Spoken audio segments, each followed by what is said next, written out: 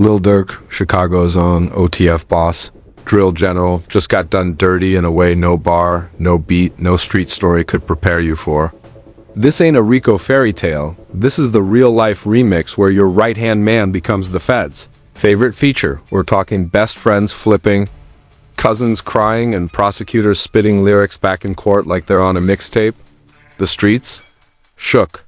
The fans screaming "Free Durk," the feds dancing like they just got a platinum plaque. And here's the cold part. This wasn't just one betrayal. This was a full label leak.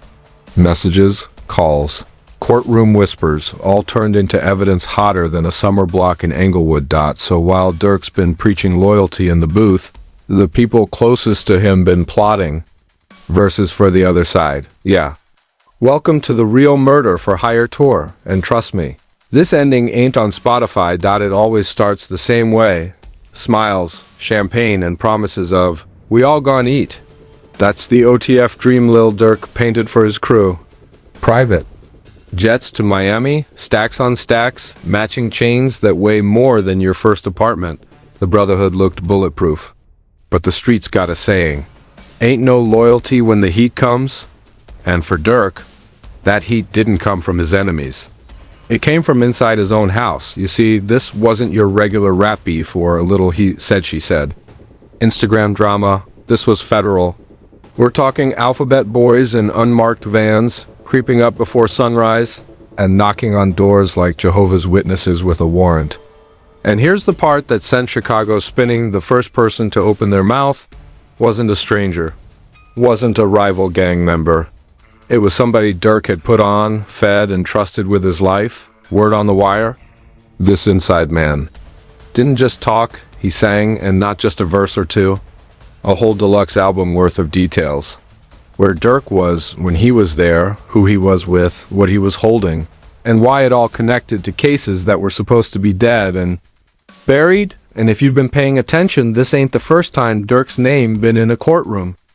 We remember the 2019 Atlanta shooting case, how the footage mysteriously vanished, how witnesses suddenly couldn't remember, and how Durk walked free while the streets whispered. Some called it luck, others called it smart lawyering. But now, the feds looking at that like it's the pilot episode to a series they're ready to binge. Now here's where it gets even uglier. Leaked reports, the kind you don't just find on Google, say the snitch had been talking for months. Feeding agents little crumbs, building their case piece by piece until it was airtight. Text threads got subpoenaed. Miz printed out and highlighted. They even got a voice note of Durk saying something about moving the package and the way prosecutors telling it. He wasn't talking about Amazon Prime. And when this news hit, oh, the internet lost its mind. Twitter turned into a full-blown crime podcast. Fake mugshots, edited court sketches, TikTok body language experts claiming Durk looked too comfortable when the verdict was read.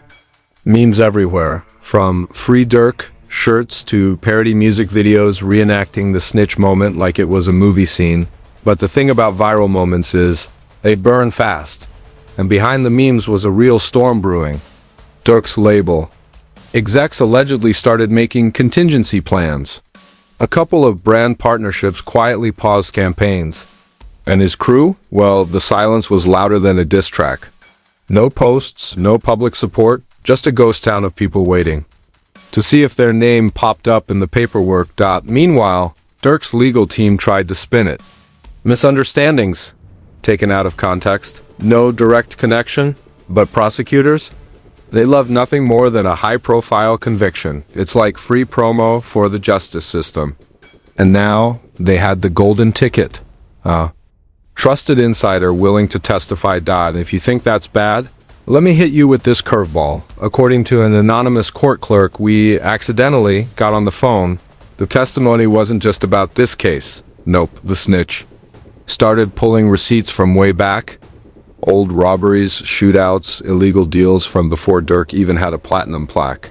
Stuff that had never even been investigated until now. So let's do the math. You've got a federal case.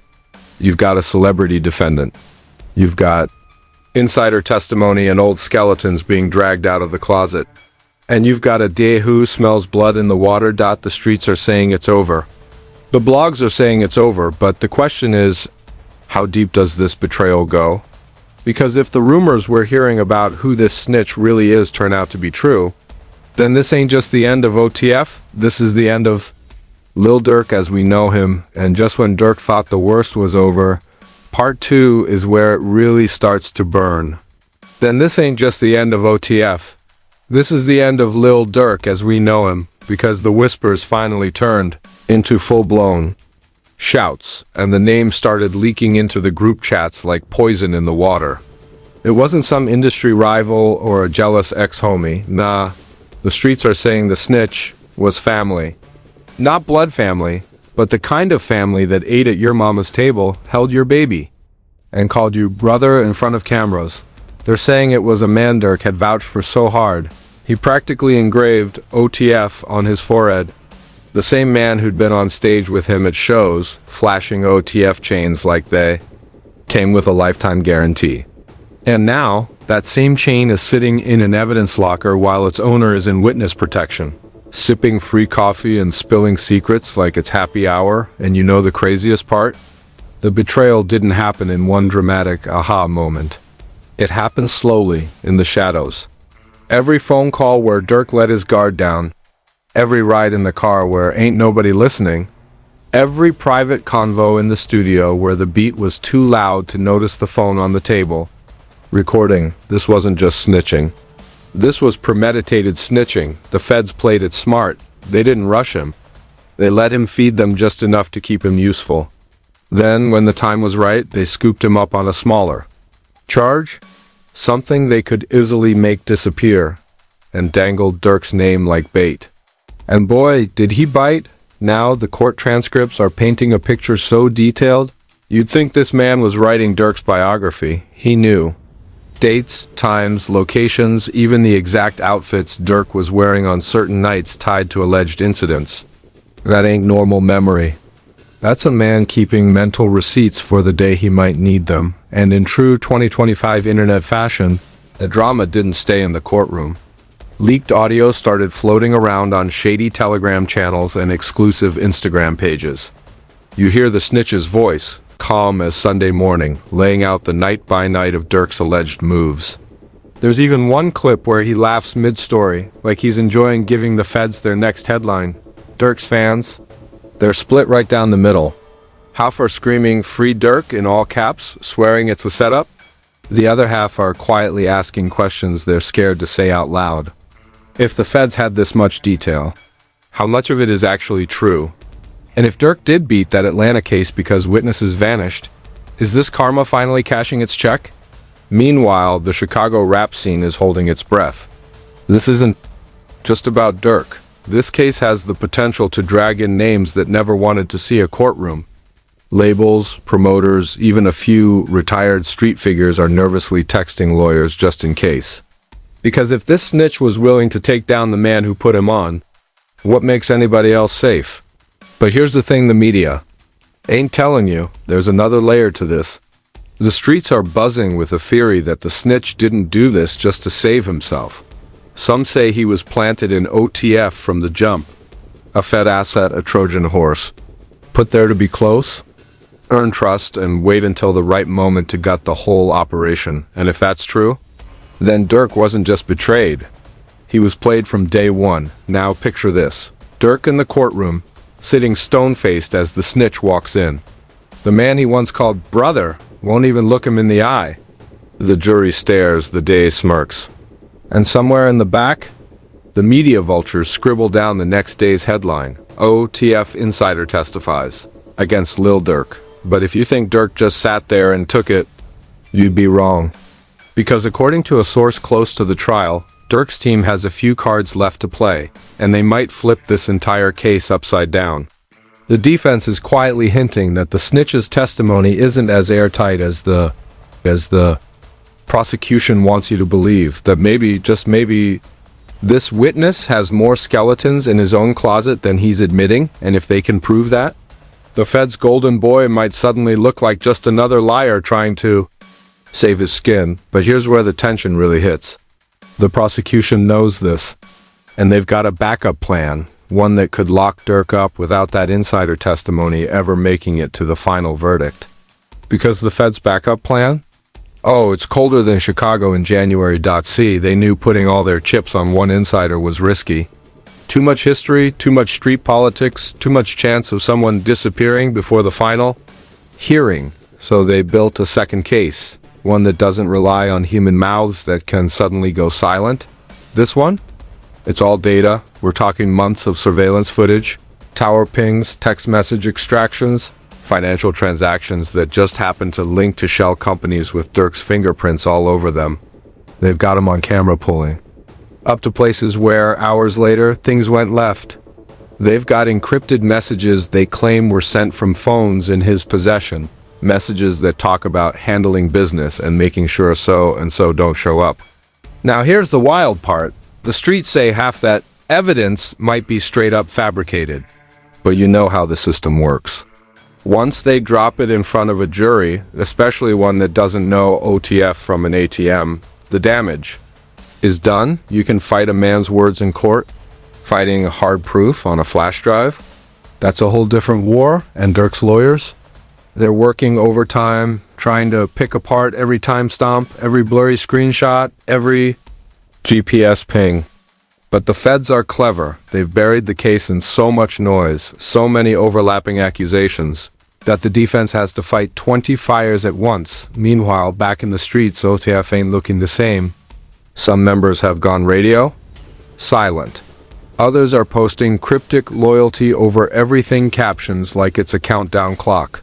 And then you got the bold ones going live, swearing up and down that Durk's innocent and that the streets know what's really going on.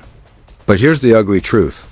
Loyalty sounds loud until somebody's looking at 40 years, and you already know. This trial ain't just a legal battle, it's a spectator sport. Every day, there's a new fake leak popping up online. Fake voice note here, a Photoshop doc there. The lines between what's real and what's just internet trolling are so blurred. Even Durk's own fans are starting to question everything. But if you think Durk's just folding under all this pressure? Nah, word is he's planning his own counterstrike. Not in the streets, but in the courtroom. Sources close to his camp are whispering that Durk has his own receipts. Stuff that could expose the snitch as a paid informant long before he ever joined OTF. Stuff that could make the feds look like they orchestrated this whole case from day one. And if that gets proven, not only does the snitch's testimony crumble, but the entire prosecution's narrative goes up in smoke. That's why, according to insiders, the DI is desperate to keep certain evidence sealed. They know if the jury sees it, they're airtight. Case starts leaking like a punctured tire. But here's the catch. To pull this off, Durk's defense has to take a risk. A big one. They'd have to put certain people on the stand who've been staying far away from this mess for a reason. People who might not want their names in court transcripts, because once you're in that room, the feds can start asking you questions too. It's the ultimate chess match. The prosecution is playing long game, stacking data and witnesses. Like dominoes. The defense is waiting for that one perfect move to knock them all down. But the clock is ticking. And every delay just gives the feds more time to tighten the noose. And while all this is unfolding, the culture is split. Some rappers are quietly distancing themselves, archiving old pics, unfollowing accounts, acting like they never shared a stage. Others are doubling down, shouting, "Free Durk" in every interview, knowing full well the feds are watching their moves too. This ain't just a trial anymore. It's a purge. The outcome of this case could shift the whole Chicago rap scene if Durk walks. It'll be the biggest middle finger to the system since Pac walked out on bail, if he falls. It'll send a message to every crew in America. The feds will get in, and when they do, they don't just take your freedom.